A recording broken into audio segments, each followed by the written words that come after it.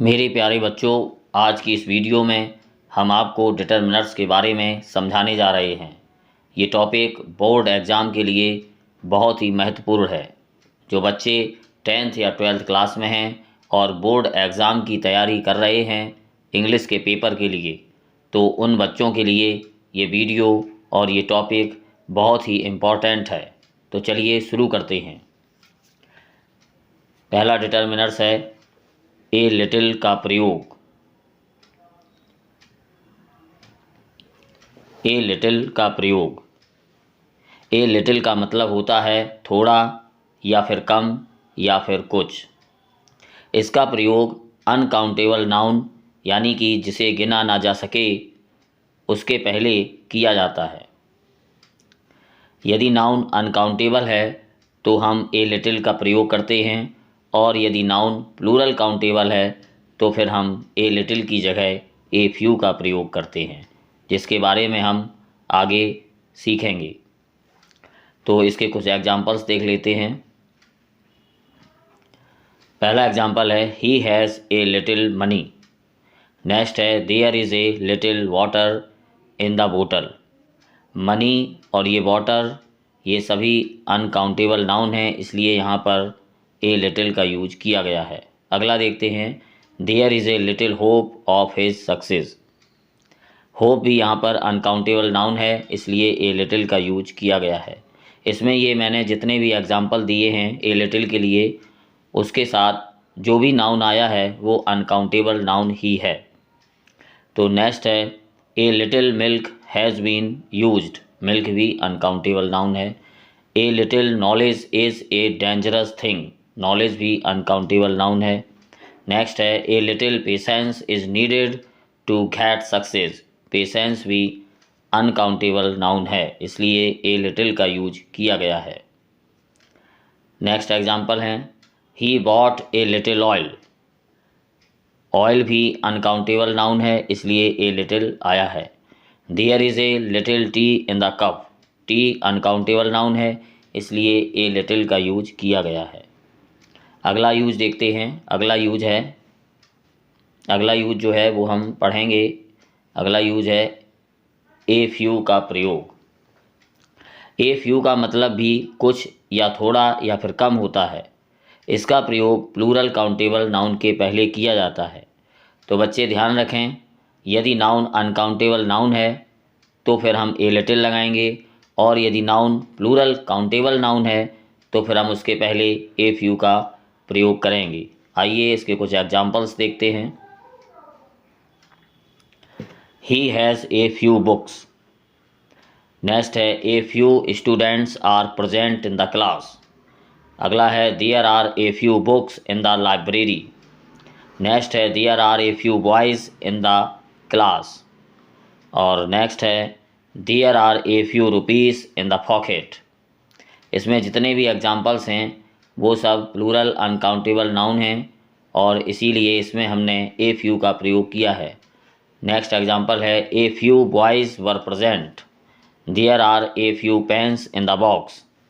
तो a few के use में जितने भी ये नाउन हैं, जैसे कि books, students, boys, rupees, pens, ये सब प्लूरल काउंटेबल नाउन हैं, इसलिए यहाँ पर हमने ए फ्यू का यूज किया है।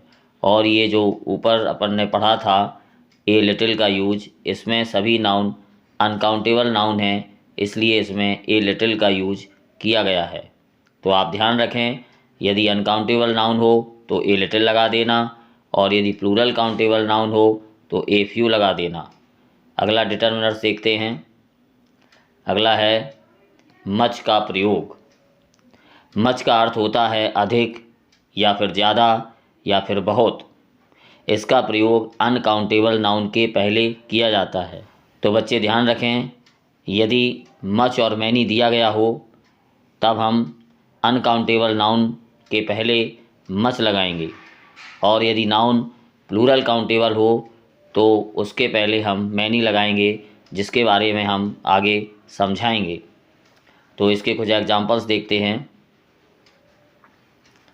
There is much water in the pot. He drank much milk.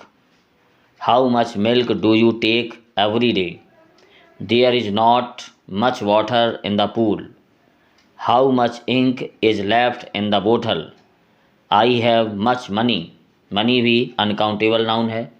There is much oil in the बोतल, he has sold much milk in the market. तो इन सभी एग्जाम्पल्स में जितने भी ये नाउन आए हैं वो सभी अनकाउंटेबल नाउन हैं, इसलिए यहाँ पर हमने मच का प्रयोग किया है। जैसा कि रूल में है कि मच का प्रयोग हम अनकाउंटेबल नाउन के पहले करते हैं। इसी प्रकार हम मैनी का यूज देखते हैं। मैनी का यूज, मैनी का अर्थ होता है अधिक या बहुत या फिर ज़्यादा। इसका भी यही अर्थ होता है अधिक, ज़्यादा या फिर बहुत, और मच का भी यही अर्थ होता है अधिक, ज़्यादा या फिर बहुत। लेकिन दोनों के प्रयोग में अंतर है। अंतर ये है कि यदि नाउन अनकाउंटेबल नाउन हो तो हम मच लगाएंगे, और यदि नाउन प्लूरल काउंटेबल हो तब हम मैनी का प्रयोग करेंगे। तो मैनी का प्रयोग प्लूरल काउंटेबल नाउन के पहले किया जाता है, ये बात ध्यान रखें। आइए कुछ एग्जांपल्स देखते हैं जिससे और क्लियर हो जाएगा। एग्जांपल हैं, there are many books in my library. यहाँ पर बुक्स प्लूरल काउंटेबल नाउन है, इसलिए मैनी आया है। यदि यहाँ पर मच का प्रयोग करते तो ये सेंटेंस गलत हो जाता, क्योंकि बुक्स यहाँ पर प्लूरल काउंटेबल नाउन है और प्लूरल काउंटेबल नाउन के पहले हम मैनी लगाते हैं। इसी प्रकार नेक्स्ट है, there are many students in my school. Students भी प्लूरल काउंटेबल नाउन है, इसलिए मैनी का यूज किया गया है।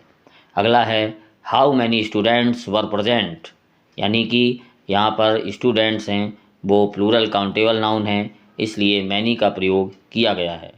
अगला एग्जाम्पल है, how many trees are there in your garden. Trees यहाँ पर प्लूरल काउंटेबल नाउन है, इसलिए मैनी का प्रयोग किया गया है। इन एग्जाम्पल्स में जो भी नाउन्स हैं वो प्लूरल काउंटेबल नाउन ही दिए गए हैं, क्योंकि हम मैनी का यूज पढ़ रहे हैं और मैनी का प्रयोग प्लूरल काउंटेबल नाउन के पहले ही किया जाता है।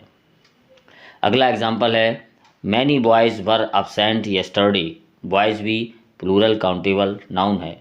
अगला एग्जाम्पल देखते हैं, many people were killed in the train accident. People भी प्लूरल काउंटेबल नाउन है, इसलिए मैनी का यूज किया गया है। नेक्स्ट एग्जाम्पल है, I have many friends. Friends भी प्लूरल काउंटेबल नाउन है, इसलिए मैनी का यूज किया गया है। अगला है, he has many books and much ink. तो यहाँ पर देखें, यहाँ पर ये जो बुक्स है ये प्लूरल काउंटेबल नाउन है, इसलिए मैनी का यूज किया गया है, और इंक जो है वो अनकाउंटेबल नाउन है, इसलिए यहाँ पर मच का यूज किया गया है। तो आप ध्यान रखें, यदि मैनी और मच ये दो ऑप्शन दिए गए हों तो आप देख लें कि नाउन कैसा है। यदि नाउन अनकाउंटेबल हो तो आप मच लगा देंगे, और यदि नाउन प्लूरल काउंटेबल हो तो आप मैनी लगा देंगे। अगला यूज देखते हैं। अगला जो डिटर्मिनर्स है वो सम का यूज है।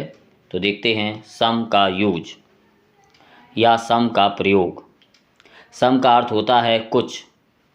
यह काउंटेबल और अनकाउंटेबल दोनों प्रकार की नाउन्स के साथ प्रयोग किया जाता है, और सम का यूज सामान्यतः अफर्मेटिव सेंटेंस में किया जाता है। तो आप ये ध्यान रखें, इसमें नाउन कैसा भी हो, चाहे तो वो काउंटेबल हो अथवा अनकाउंटेबल हो, दोनों में सम आएगा। लेकिन यदि सेंटेंस अफर्मेटिव है तो सम ही लगाएंगे। तो आइए इसके एग्जांपल्स देखते हैं।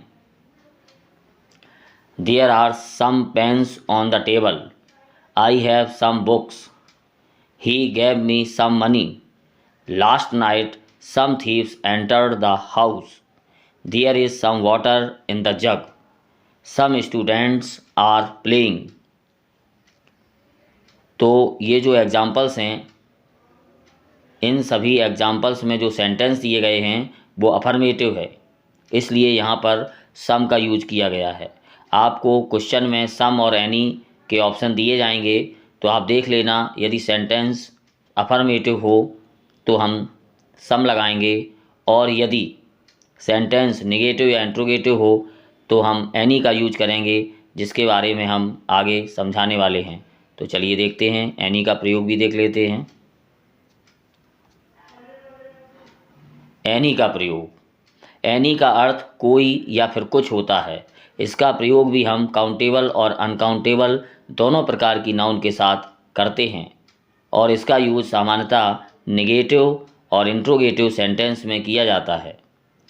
तो आइए इसके एग्जांपल्स देखते हैं। Didn't he give you any book yesterday.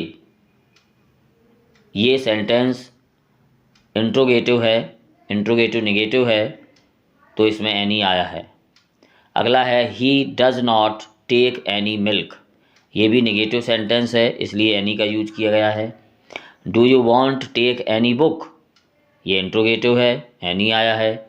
Is there any milk in the pot. ये भी इंट्रोगेटिव सेंटेंस है, इसलिए यहाँ पर एनी आया है। अगला है there is not any book on the table. तो ये नेगेटिव सेंटेंस है, इसलिए यहाँ पर एनी का यूज किया गया है। एक नोट लिखा है, यदि सेंटेंस इंट्रोगेटिव हो और उसमें रिक्वेस्ट की गई हो तथा सेंटेंस वुड से स्टार्ट किया गया हो, तब हम वहाँ पर सम का यूज करेंगे। तो हमने आपको बताया कि यदि सेंटेंस अफर्मेटिव हो तो सम आएगा, निगेटिव और इंट्रोगेटिव हो तो एनी आएगा, परंतु यदि सेंटेंस वुड से शुरू हो और नम्र निवेदन रिक्वेस्ट की गई हो तो फिर हम वहाँ पर एनी नहीं सम का यूज करते हैं। जैसे कि would you like to take some books. आप कुछ बुक्स लेना चाहोगे, यानी कि ये इंट्रोगेटिव है, निवेदन है, रिक्वेस्ट है और वुड से स्टार्ट है, इसलिए यहाँ पर सम का यूज किया गया है। तो आप ध्यान रखें कि सेंटेंस भले ही इंट्रोगेटिव हो लेकिन वो वुड से शुरू हो और उसमें रिक्वेस्ट की गई हो तो उसमें सम का यूज होगा, परंतु यदि सेंटेंस अफर्मेटिव हो और नेगेटिव ना हो, इंट्रोगेटिव ना हो, तो भी हम वहाँ पर सम लगाएंगे। लेकिन इस कंडीशन के अलावा यदि उसमें वुड ना दिया गया हो, रिक्वेस्ट ना की गई हो, तब यदि सेंटेंस इंट्रोगेटिव और नेगेटिव हो तब हम एनी का यूज करते हैं। तो इस बात को आप ध्यान रखें, कंफ्यूज ना हो, एक बार और रूल को पढ़ लें। ये टॉपिक बहुत ही महत्वपूर्ण है। इसी तरह हम आगे जो भी महत्वपूर्ण टॉपिक्स हैं उनके बारे में वीडियो बनाएंगे और समय पर अपलोड कर देंगे। एग्ज़ाम की तैयारी करते रहिए। Thank you for watching. Best of luck.